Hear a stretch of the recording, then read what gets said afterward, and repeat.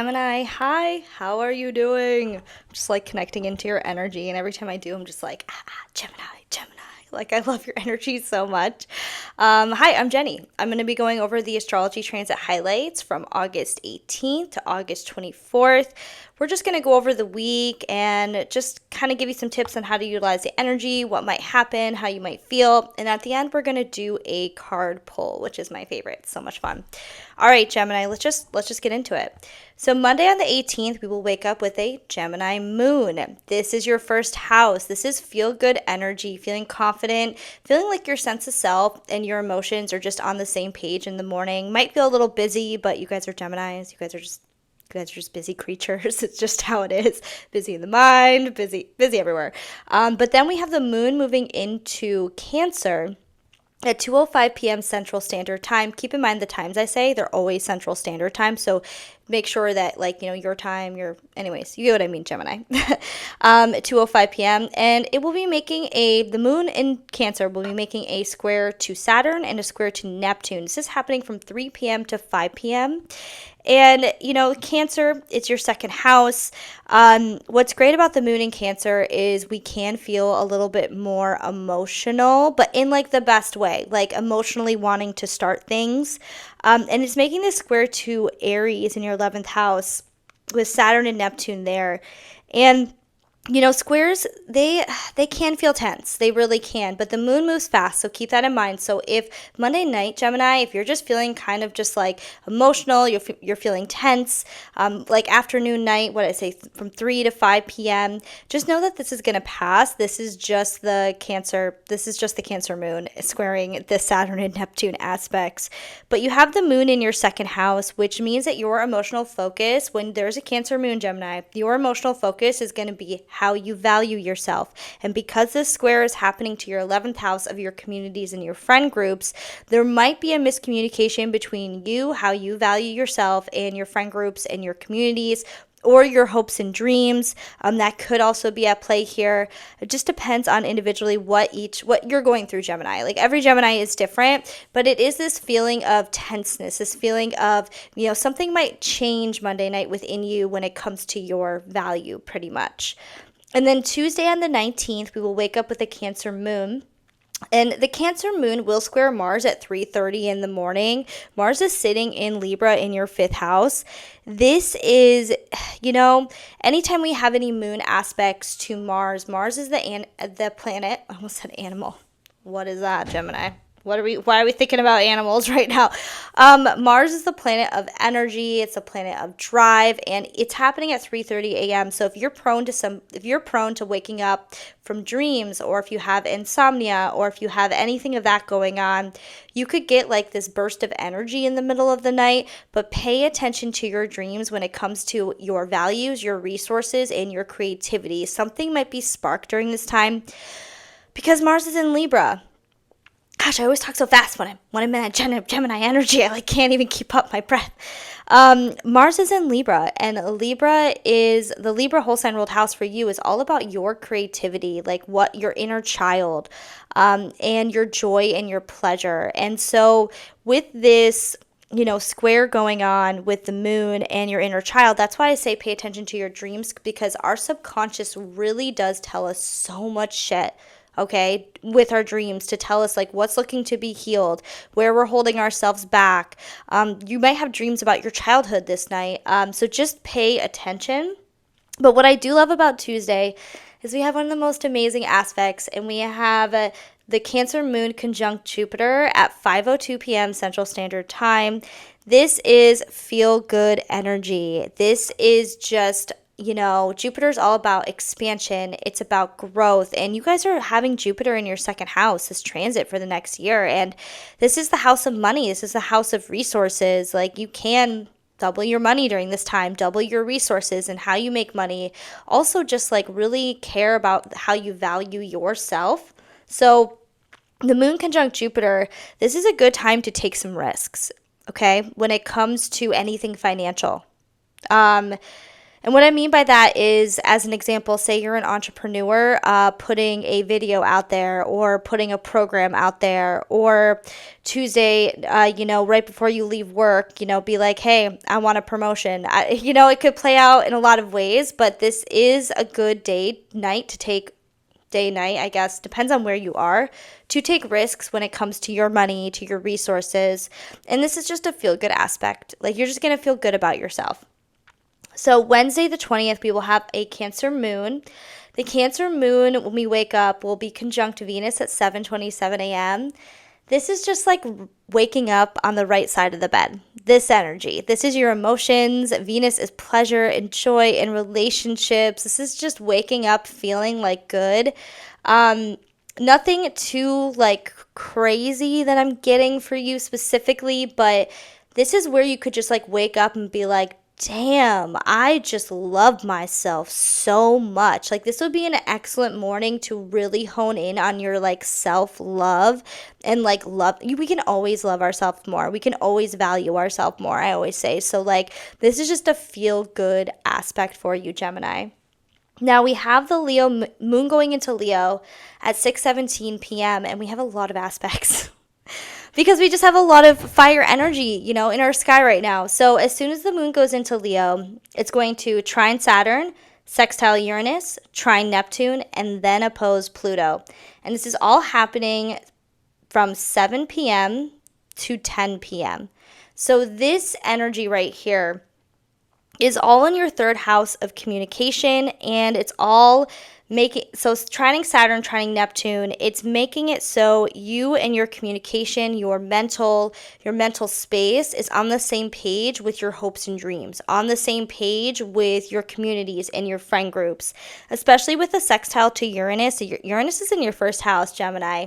It will retrograde back into Taurus, but this is the time for you to just be what am I trying to say? Eccentric, sometimes words, just like when I'm in different energy, just do not come to me, but you get what I mean. Like, be your authentic, true self. If you feel passion, this is the key. If you feel any passion when it comes to tackling your hopes and dreams, or passion when it comes to your communities and your friend groups, like maybe going in a new direction, maybe trying something new, it's going to be different, but it's going to be this little aha, like, oh, I want to do this. Oh, ooh, I want to do that. Do it. This energy supports it. The Leo moon is all about confidence, internal confidence, and we are getting these amazing aspects, but we do also have it opposing Pluto. So the Leo moon opposing Pluto, you could feel that like your mental and space and like how you talk to yourself and what you truly like, okay, how do I word this? I got so much in my head. I love you, Gemini. I love you so much. I'm just going to use a little example. So say that you understand where your passion is when it comes to your hopes and dreams, and then the moon and then you end up taking some action towards it. Little action, doesn't have to be huge. The moon is quick transits. It's not these big, huge transits. So you take some action towards your hopes and dreams, but then the moon opposes Pluto at the end at 9:47 p.m., around 10 p.m., and you feel like, oh, wait, I can't do this. Like, your mind starts kind of spinning and going in your head like, what did I just do? What did I just create? Why did I create this? Because we have Pluto in your ninth house. This is a long transformation. You guys are really transforming where you're putting the power outside of yourself when it comes to your growth and when it comes to your expansion and your beliefs. And so you could find that like where you're looking to grow, you might have something subconsciously holding you back. Don't listen to it. Actually dig into it and ask yourself why. Because the third house also denotes to childhood, what we learned in early childhood. All the thoughts that you think now, like, your belief system, all of that stuff, like these are the mental houses. You guys are going through a mental revamp, and especially when the moon's in Leo, you could feel a little uneasy mentally when it opposes Pluto. So it's about digging and understanding why you believe that. Why do I believe I can't do this or I can't grow this way? But yeah, I absolutely love this energy, this Wednesday energy for you. Thursday the 21st, we will have a Leo moon, and we will have the Leo moon sextile Mars at 10:44 a.m. and then conjunct Mercury at 1:13 p.m. This is beautiful energy if you choose to at 10:44 a.m. If you choose to take action on any creative projects. This is going to really serve you. And then also the moon conjunct Mercury at 1:13 p.m. This is really giving us more epiphanies when it comes to that Mercury retrograde in Leo that we all experienced on different levels. But this is also giving you an aha status when it comes to that as well. And what I do love about Thursday, it can go one of two ways. Because we have the Leo sun at the 29th degree. This is an anaretic degree, and it will be there halfway through Thursday and halfway through Friday, because on Friday the 22nd, the sun will enter Virgo at 3:34 p.m., which is totally going to change what your guys' identity and focus is going to be. It's going from that third house, which is really busy, mental, communication, and then it's going to jump into the fourth house, which is more reclusive, family, home life. You're going to want to be home more when the sun's in Virgo. You just are. It's like, or work on home renovations. Like your home is just going to be your focus. And so the 29th degree, we can feel heavy. So you might be, I know you guys are already mentally busy, but you might be even more mentally busy during this time, honestly. You really might. And it's because that 29th degree is trying to push something out of you. So just keep that in mind, that if you are feeling like mentally busy, you have to do your grounding practices, meditation. That's like the number one grounding practice. And it's not just like formal meditation, laying down. Meditation is just like sitting there and not thinking. So, you could be doing laundry. You could be freaking doing dishes. I don't know. But like, just don't think, basically. Like breathe. Breathing techniques are also really good for you, Geminis. Air, breath. It's just breathing techniques are your thing. Like that's, if you don't have a grounding practice, I recommend breathing techniques for you. All right, and then Saturday the 23rd, we have a Virgo moon. So Friday the 22nd, let's back up. Let's back up here. I'm getting ahead of myself, Gemini. We only have the sun entering into Virgo. That's all. But we are going to start to feel this new moon as soon as the sun enters into Virgo at 3:34 p.m. Central Standard Time. Now, Saturday the 23rd, we have the Virgo new moon, because the moon's going to go into Virgo right away at the 0 degree mark is the new moon, and that's happening at 1:07 a.m. So we're not really going to feel this new moon. Unless you're up at 1:07 a.m. I guess it's Friday night, so if you're a Gemini that likes to party and be awake, you might literally feel it, but this is a new intention when it comes to your family and home life. This is about are you looking to move? Are you looking to understand what home means? Home is just in here. It's not external. It really is just in here. Are you looking to buy a new house? I don't know. You need to decide what that new intention is. But it's also, the fourth house is self-care, so taking care of yourself better. It's also like family and ancestry. It's also a witchy house as well. It's more of an internal transformation is what you guys are going through with the South Node in Virgo. You guys are letting go of a lot of old traditions and stories when it comes to your family that no longer serve you, and rewriting those stories. That's what you Geminis are doing as a whole. With the South Node in Virgo, it will be there for the next year. So, it's a longer transit for that. But this Virgo new moon is going to be squaring Uranus. And Uranus is in the first house of self. Now, we haven't had any fuller new moons making any aspects to Uranus and Gemini. Uranus hasn't been in Gemini for 84 years. So how do we know how it's going to be? The one predictable thing about Uranus is you can't predict Uranus. That's the one predictable thing about Uranus. So this is a new beginning, but you have to decide what it is. And I'm getting a feeling that this new beginning might be decided for a lot of Geminis, meaning that you are going to see something you can't unsee. You're going to end up choosing your authentic self. I'm getting that message, but this is up to you. This is where our free will comes into play, Gemini. So you get to decide what you want to do with that. Now, Sunday on the 24th, the sun will actually square Uranus at 2:15 a.m. Even though this new moon is squaring Uranus, the sun will be squaring Uranus at the exact degree at 2:15 a.m. And This is just more Uranus energy. And the more that you bring out your authentic self and have compassion and grace for yourself, the better this new moon is going to go. The more you have compassion for yourself.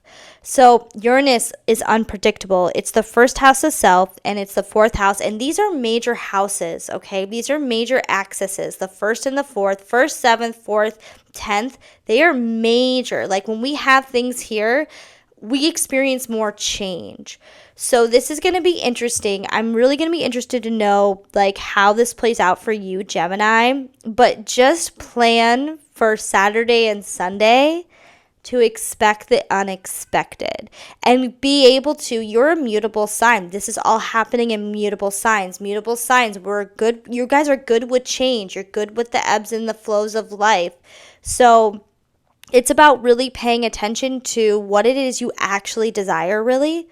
Like what you actually desire is going to be so important for you, Geminis. All right, let's go into a card pull.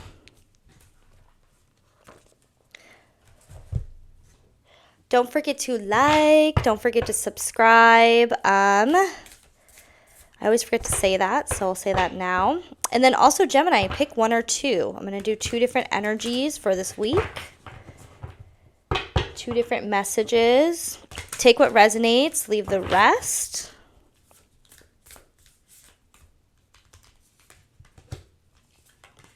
I like to do 2 decks.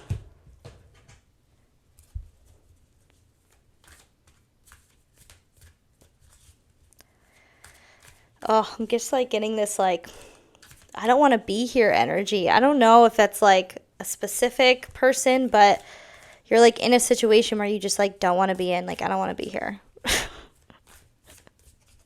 Use this new moon to change it. Fourth house also denotes too, like if you're in a situation you don't want to be in, fourth house can really be the catalyst for change as well. Of like boundaries, like saying no. Fourth house is all about those boundaries. It's your house. It's a reclusive house, so. That one wanted 2. All right, first message.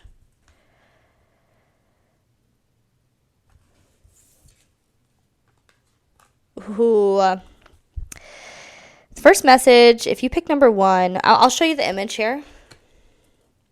If you are somebody that is visual. First message, Gemini, you might not like. Ooh, I don't want to say it. You might not like it. Because I'm going to tell you to be patient. I'm going to tell you to be patient. Being consistent and being patient. I'm just getting patience with this message. This is also, if you're a visual person here, this is the card. This is strength. And so, number 1, you guys are so freaking strong. You are very strong. You are resilient. Things have happened to you where if it happened to some other people, like they would crumble. But you are not a crumbler. You are somebody that goes after what they want when they want it. And this, I think it's just because of all these retrogrades. And Uranus is going to go retrograde in your first house. And eclipse season is just going to be big because these eclipses are happening on your important axis. But I'm hearing patience and I'm hearing look for the signs.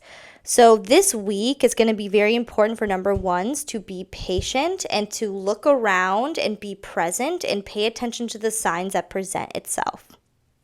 Okay? Number 2s.